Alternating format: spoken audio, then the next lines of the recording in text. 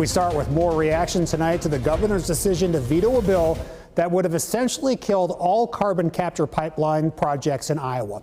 KCCI's Bo Bowman is following the story for us today. He joins us now. Bo, how are landowners who have championed this bill for years now feeling about it today?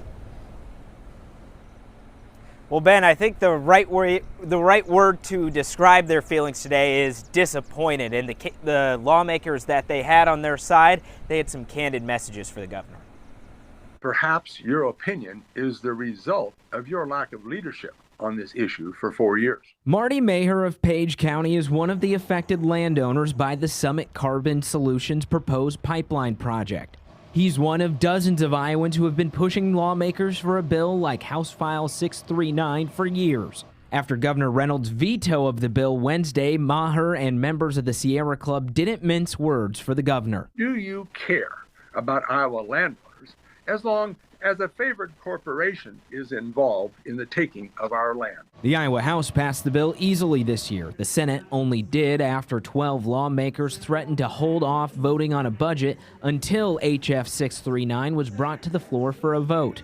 The bill's Republican supporters say the veto was unacceptable and accused Reynolds of not raising her concerns sooner. This fight is far from over, and it has exposed, unfortunately, the difference between what I will call country club Republicans and grassroots Republicans who respect landowner rights and the Constitution of the state of Iowa. The fight is far from over. In a statement, Reynolds says she shared the bill's goal of protecting landowners, but criticized its, quote, vague legal standards and other unintended consequences. There are some very broad negative consequences. Monty Shaw, the executive director of the Iowa Renewable Fuels Association, says the bill could have opened up a flood of potential lawsuits during the permitting process and new insurance requirements. Shaw says the pipeline is important for the future of Iowa's economy and adds it's not a matter of whether carbon capture is going to happen, it's a matter of whether Iowa is going to be left behind. Iowa's role as the #1 ethanol producer and all the economic benefits that come from that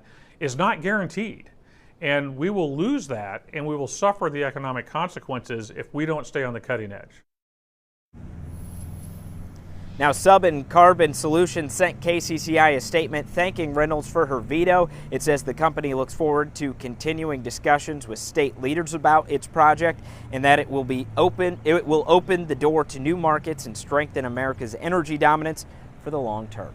We're live in Des Moines. Bo Bowman, KCCI 8 News, Iowa's news leader. Bo, thank you. Democrats in the Iowa Senate say they're disappointed in the governor's decision. Senate Minority Leader Janice Weiner said in a statement, quote, Iowans' right to private property should never be infringed upon for private gain, end quote.